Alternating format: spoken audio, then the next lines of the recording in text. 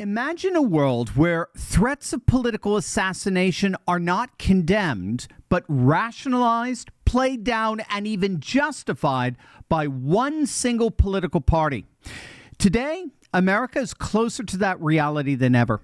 And the story erupting from Virginia's attorney general race is the most chilling evidence yet. Stick with me to the very end of this video because we're going to see how what's happening in Virginia is an absolute game changer. And it's even causing some left-wing diehards to think again about supporting this increasingly insane Democrat Party. Hey gang, it's me, Dr. Steve, your Patriot Professor, here to help you make sense of the madness as the far left desperately tries to stop the unstoppable rise of a new conservative age that you're making happen all over the world. So if you want a front row seat on how you are changing the world in ways you never even imagined, make sure to smack that bell and subscribe button. The Virginia AG race is in an absolute turmoil as we speak. Over the weekend, text messages from Jay Jones, the Democrat nominee for Virginia Attorney General, were published by National Review. And in these texts, we find Jones fantasizing, I kid you not, about murdering one-time Republican House Speaker Todd Gilbert and wish deadly harm upon his children, referring to them as little fascists. Now, what happened was that Jones had sent a number of texts out back on August 8th of 2022 to Republican State Delegate Kerry Coyner. Now, he was expressing how he felt about the tributes from Republicans like Gilbert about a recently deceased Democrat and former Virginia state legislator. Jones scoffed at the glowing tributes from Republicans following this Democrat's death, referring to that piece of shit Gilbert, and wondered what he would say about me if I died. Now, apparently, Jones sent this text out to the wrong person. Again, this was Republican State Delegate Kerry Coyner who got this text. And Jones texted something like, sorry, this was meant for Mark. But regardless, when Kerry pushed back on him texting stuff like that out, he doubled down. And the text took a very dark turn, with Jones writing, quote, if those guys die before me, I will go to their funerals to piss on their graves, talking about these Republicans. Jones then tweeted this out, quote, 3 people, 2 bullets, Gilbert, Hitler, and Pol Pot. Gilbert gets 2 bullets in the head. Spoiler, put Gilbert in the crew with the 2 worst people you know, and he receives both bullets every time. Now, Jones later called Coyner to explain his reasoning, telling her that public policy only changes when policymakers feel pain themselves, such as the pains felt by parents when their children die from being shot. And after they hung up, Jones continued texting, saying he was just asking questions, but then went on to say, I mean, do I think Todd and Jennifer are evil and that they're breeding little fascists? Yes. Now, simply put, this is about as verbally violent as you can possibly get. And of course, just literally days after Charlie Kirk's assassination on the campus of Utah Valley University, the only appropriate response to these revelations, I mean, it's a slam dunk. Condemnation and the demand for withdrawal. And that's exactly what we're seeing from conservatives. That's what we're seeing from independents. They're all calling on Jones to withdraw from this race. I mean, again, why rely on ballots when you're threatening bullets? The whole point of ballots is to get regime change without bullets. And here's this guy openly threatening to kill not just his political opponent, but his political opponent's freaking children. And yet, if you can believe it, astonishingly, every single Democrat in Virginia has thus far refused to revoke their endorsements of this candidate or demand his withdrawal. Not one. Instead, official Democrat committees reaffirmed their full support of Jones, with the Virginia Beach Democrats and multiple district committees invoking biblical excuses. I kid you not. The very party that's been calling on Trump to resign for the last 8 years or be impeached, they're now quoting scripture. Let those without sin cast the first stone. Most notably, gubernatorial nominee Abigail Spanberger said that she would always condemn violent language, but she has not asked Jones to leave the race. So much for her condemnations. They are empty. And so the Democrats have gone from celebrating assassination, like so many of them did after Charlie's killing, to now standing by their candidate openly fantasizing about assassinating his political opponent and killing his children. Now, unfortunately, the deeper scandal is not confined to one candidate's depravity.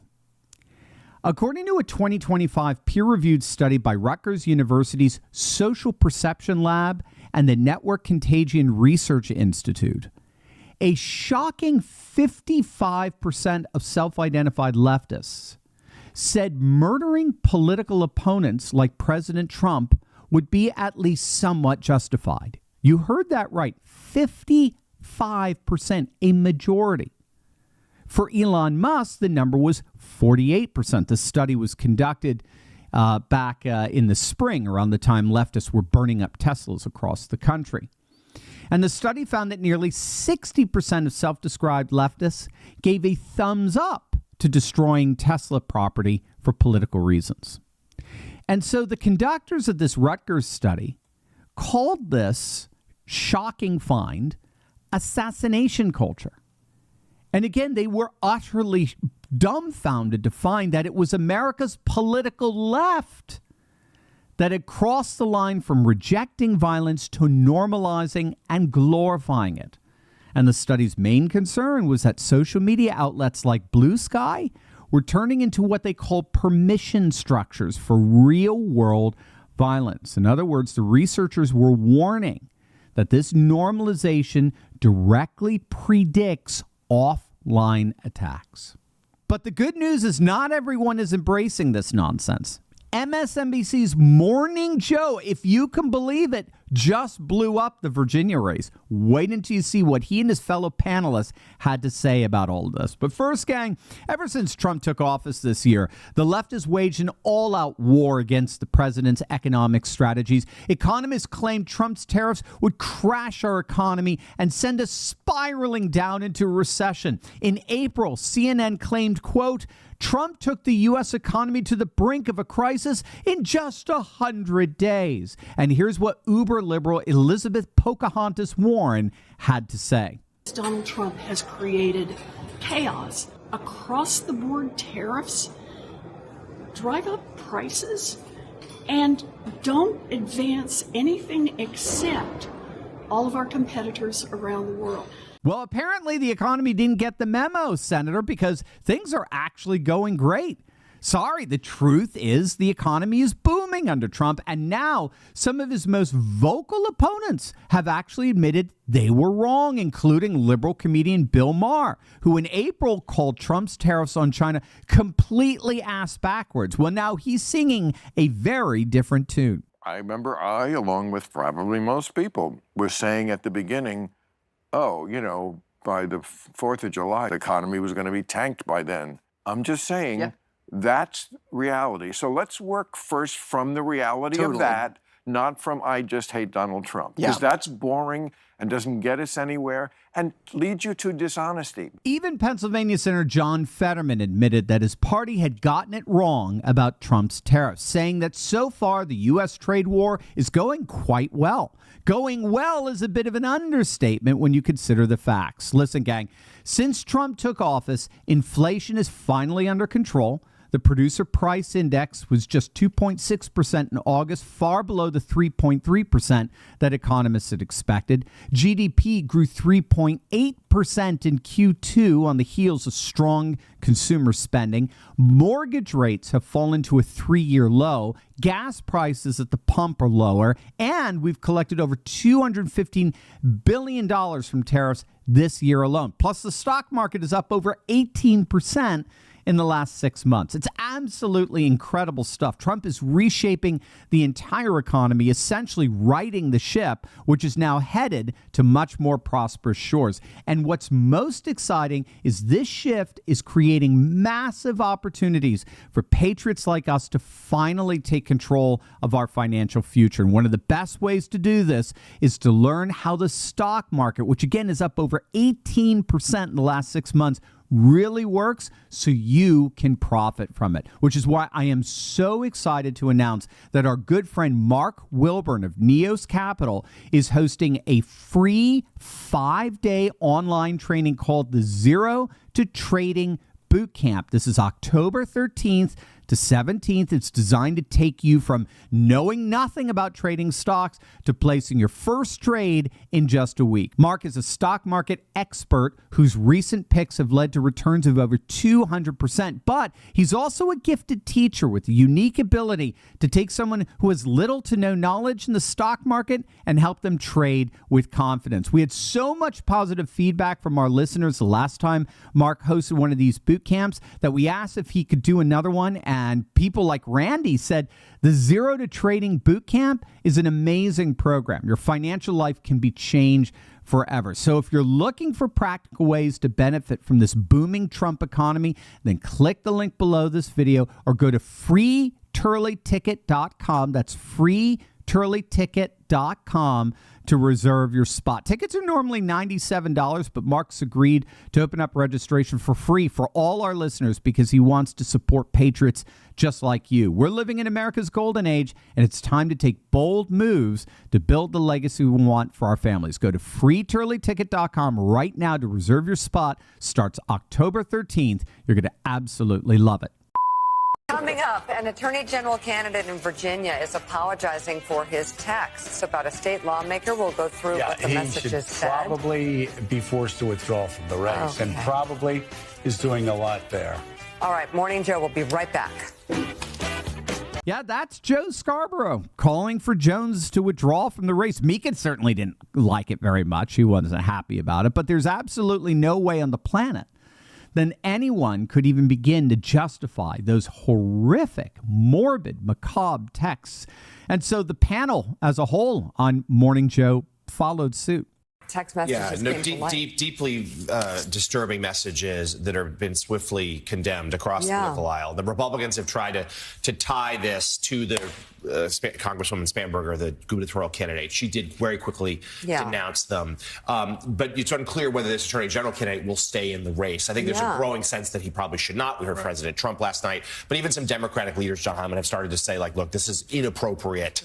You can't, and especially at a time right now with such concern about violent rhetoric and political violence. Who says that? Yeah, that this is just way beyond the line. I would say, not to be too much on the high horse. It's wildly inappropriate under any circumstances today, tomorrow, 10 years ago, 6 months ago. I think the pressure is going to be on Spanberger and for the party to ask this candidate to just quit the race, because just both, it's the right thing, and also the political splashback. You don't want to mess with this right now. Who says that? I think the right thing to do is basically this guy should do everyone a favor and step out of the race. Yeah. So that's the good news. I mean, when you've lost Morning Joe, as a Democrat, you've lost. You don't have the heart and soul of the Democrat machine anymore. Even bumbling Biden had Joe in his back pocket for most of his presidency. Remember, it was Scarborough who's the one who said Biden was the best. This Biden is the best Biden ever. This is days before the debate. He's the best Biden ever. He's coaching, analytically, cognitively, the best Biden ever. Well, that shill, for all things Democrat, just abandoned the Democrats in Virginia, at least when it comes to their attorney general candidate. And more Democrats had better come out of the woodwork and do exactly that before it's too late.